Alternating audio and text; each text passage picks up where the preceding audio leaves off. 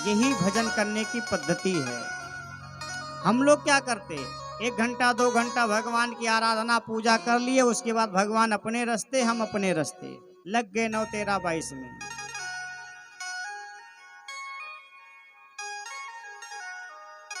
लेकिन जितने जितने भक्त हुए हैं बड़े बड़े श्रेष्ठ, वो 1 घंटे के पूजा करने से नहीं हो गए, निरंतर भगवान का भजन करते। अब निरंतर भजन करने मतलब ये भी नहीं कि केवल हम भजन ही करते, काम नहीं करते ना, काम भी करते हैं। यशोदा मैया काम नहीं करते रही क्या, कि कौशल्या मैया काम नहीं करती रही? आप पढ़िए शास्त्रों को, भागवत जी में लिखा है, एकदा गृहदासेषु यशोदा नंद गेहिनी कर्मांतर नियुक्तासु निर्ममंथम स्वयं दधी। भगवान कृष्ण को माखन प्रिय है, इसलिए यशोदा मैया अपने हाथ से दही मथती थी। तो दही मथना काम नहीं है, बहुत बड़ा काम था। अब तो फुर्सत है, बाजार से खरीद कर ले आओ। हाँ, नहीं, यशोदा मैया अपने हाथ से, और 2 4 गाय नहीं थी, 9 लाख गाय थी यशोदा मैया के यहाँ।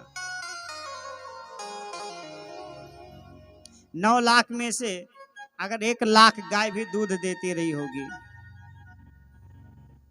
तो भी कितना दूध होता रहा होगा। लिखा है निर्ममंथम स्वयं, स्वयं दधी निर्ममंथम, अपने हाथ से दही मथती हैं। क्यों? क्योंकि इस दही को मथने से जो माखन निकलेगा वो मेरा कंदैया खाएगा। ये भाव था यशोदा मैया का। तब भगवान बेटा बन करके पहुंच गए। हमारे आपके घर क्यों नहीं आ जाते?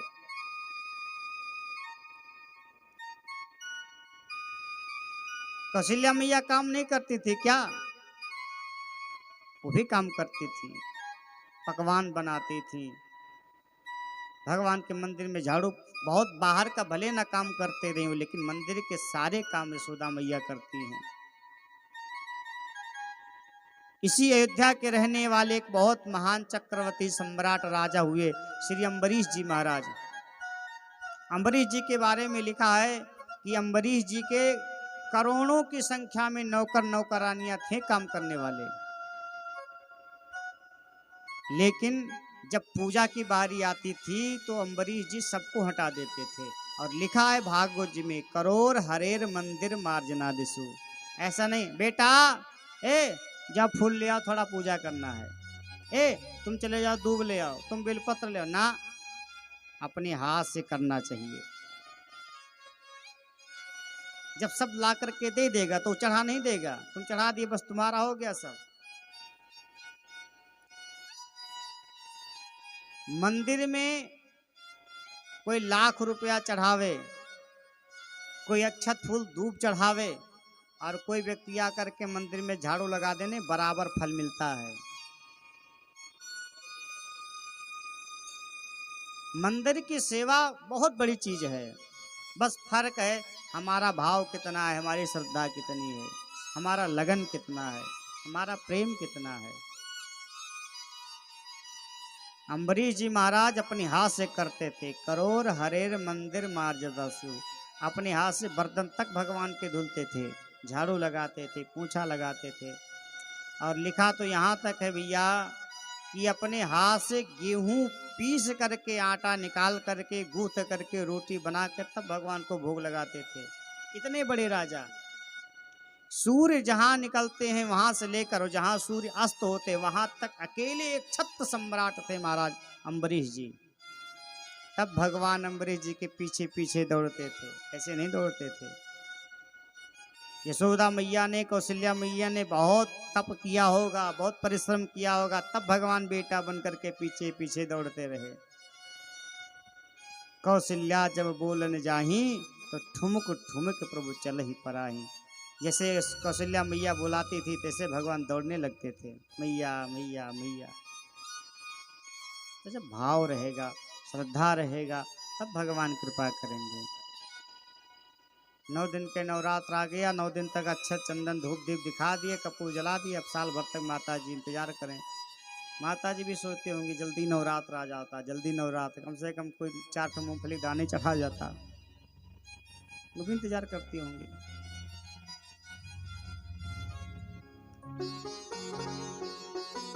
एक जगह की घटना मुझे याद आ रही है।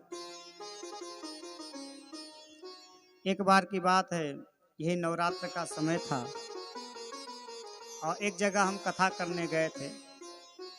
बहुत ध्यान से समझना, वैसे मैं आत्मकथा नहीं सुना रहा हूँ, लेकिन घटना जो मुझे बराबर याद रहती है इसलिए मैं सुनाने का प्रयास कर रहा हूँ। बहुत ध्यान से समझना। तो 2-3 दिन कथा बीत गए। दोपहर का समय था, लगभग 12 बजे, और ऐसे ही बढ़िया सुंदर मंदिर बना था। मंदिर में हम पूजा करा करके पाठ कर रहे थे और पाठ करने के बाद में उठे। जैसे पाठ समाप्त हुआ तो उठे, सोचे थोड़ा कुछ फलाहार वगैरह कर लें, फिर शाम से फिर उसमें लगना 2 बजे से। जैसे आए और फलाहार करके भी सोचे थोड़ा 10 मिनट लेट जाएं। जैसे लेटे तब तक एक व्यक्ति पहुंच गया। उसने कहा कि महाराज जी, हम नई गाड़ी खरीद करके लाए हैं, मोटरसाइकिल। तो हमने कहा अच्छी बात है भैया, गाड़ी खरीद कर लाए हो तो बहुत सुंदर बात है। कहा हम 1 किलो लड्डू भी लेकर के आए हैं कि थोड़ा माता जी का भोग लग जाए, सब लोगों को बांट दें। हमने कहा बहुत अच्छी बात है, आप लड्डू लाए हो तो जाओ भोग लगा दो। उसने कहा नहीं महाराज जी, आप लगा दीजिए। तो भाई हमने कहा देखो, अभी 12 बजे तक तो हम बैठे रहे और अभी फिर 2 बजे हमको बैठना है, तो अब हमको कम से कम 1 घंटे आराम कर लेने दीजिए, जाइए भोग लगा दीजिए। अगर मेरे हाथ से दुर्गा जी लड्डू खा सकती हैं तो तुमसे तो कोई दुश्मनी तो है नहीं दुर्गा जी की कि तुम्हारे हाथ से लड्डू नहीं खाएंगे। मैंने जो कहा, हमने कहा तुमसे तो कोई दुश्मनी तो है नहीं कि मेरे ही हाथ से लड्डू खाएंगे, जाओ तुम ही भोग लगा दो। उसने कहा कि भोग तो हम लगा देते, लेकिन क्या करें, बाजार से आए हैं, नहाए नहीं हैं, तो इसलिए मंदिर में हम नहीं जाना चाहते। तब तक एक दादाजी बैठे थे और वो आए, कहे लाओ इधर हमको लड्डू दो, हम भोग लगाते हैं माता जी को। तो उसने लड्डू दे दिया और वो महाशय गए और जा कर के उसमें से 2 लड्डू निकाले और वहीं चौखट पर रख करके चले आए। सब लोगों ने लड्डू बांटे, खाए, अपने अपने घर चले गए। अब पता नहीं दुर्गा जी लड्डू खाएं कि नहीं खाएं, ये तो हम नहीं जानते, लेकिन उनका भोग लगाने का तरीका देख करके मुझे बड़ा पीड़ा हुआ, बहुत कष्ट हुआ। और उस समय तो हम कुछ नहीं बोले। शाम को जब कथा शुरू हुई तो हमारे दिमाग में बस वही नाच रहा था, लड्डू। तो हमने कहा दादाजी, अगर आपको बुरा न लगे तो एक बात कहें, क्योंकि सत्य बहुत कड़वा होता है। अब कड़वा होता है इसका मतलब सत्य बोलना छोड़ दिया जाए? गोस्वामी जी ने लिखा है, सचिव वैद्य गुरु तीन जो प्रिय बोलई भयास, राज धर्म तन तीने कर होई बेगी नाश। यदि ये तीनों लोग स्वार्थ के वशीभूत होकर के न्याय से विरुद्ध उपदेश देने लगे, मार्गदर्शन करने लगे, तो संसार नष्ट हो जाएगा। और आजकल प्राय यही होता है, जजमान खुश रहें, भगवान खुश रहें चाहे न रहें। ऐसा नहीं होना चाहिए। सत्य सत्य होता है, आखिर कहेगा कौन सत्य? इसलिए सत्य बात कहने में कभी पीछे नहीं हटना चाहिए, कह देना चाहिए, भले किसी को बुरा लगे तो लगे। हमने कहा दादाजी, अगर आपको बुरा ना लगे तो मैं एक निवेदन करूं। उन्होंने कहा कहिए। हमने कहा कि आपने जो माता जी को भोग लगाया ना, बहुत सर्वथा गलत है। अगर हमें आपको कोई लड्डू ला करके और जमीन पर रख दे, पसंद करेंगे खाना? अगर हमें आपको कोई लड्डू रख दे जमीन पर, मैं तो नहीं पसंद करूंगा। और आप लड्डू निकाले, ले जाकर जमीन पर रख दिए, उन्हें कैसा लगा होगा? बस मेरी केवल इतनी ही इज्जत है।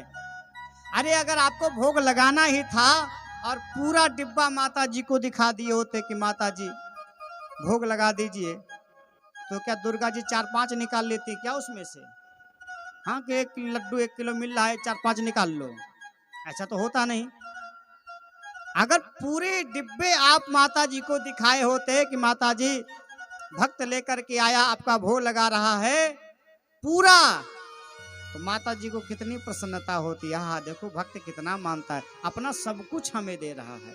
और जो 2 लड्डू आपने जमीन पर रख दिया वो बर्बाद हो गया, वो भी तुम्हारा 2 लड्डू वापस मिल गया होता। और माता जी को प्रसन्नता होती कि देखो भक्त मुझे सब कुछ समर्पण कर रहा है।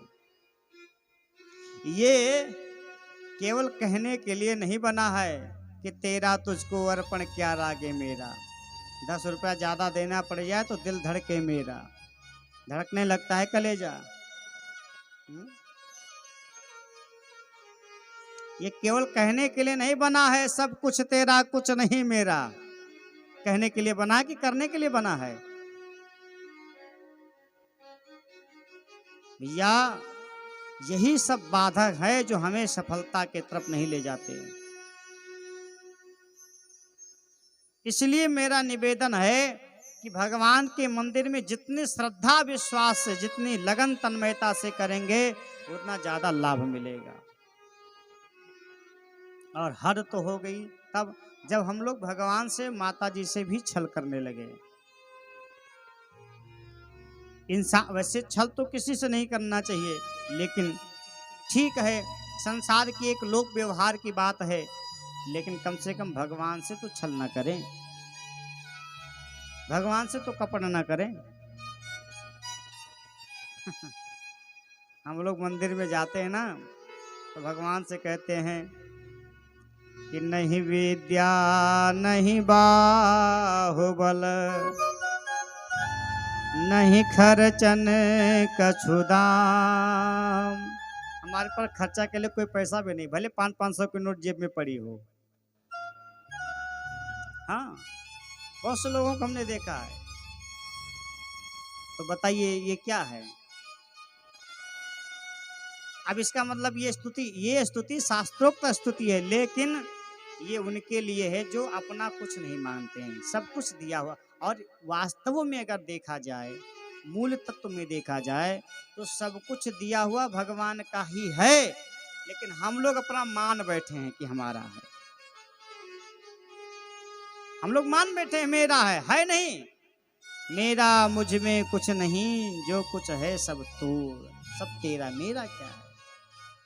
मेरा कुछ नहीं।